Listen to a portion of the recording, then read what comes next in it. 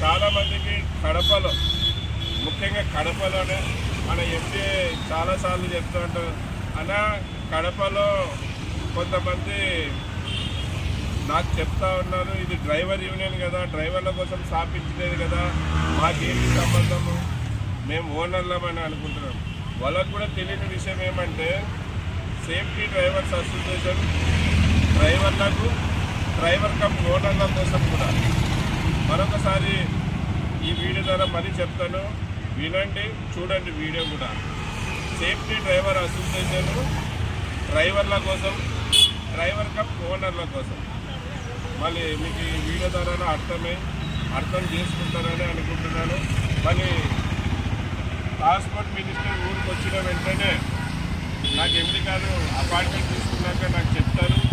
మళ్ళీ చెప్పినాక ఒక 2 రోజుల్లో 3 రోజుల్లో నేను కడపలోనే బస చేశాను.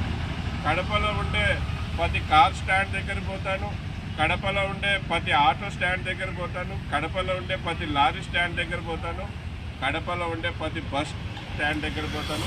అలాగే కడప టౌన్లో ఓనర్ కమ్ ట్యాంకర్ డ్రైవర్లు, కడపలో ట్యాంకర్ డ్రైవర్లు కూడా బాధపడుతున్నారనే విషయం తెలిసింది. వాళ్ళ దగ్గర కూడా పోతాను. కడపలో ఒక 3-4 రోజులు ఉంది వీళ్ళందరి సమస్యలు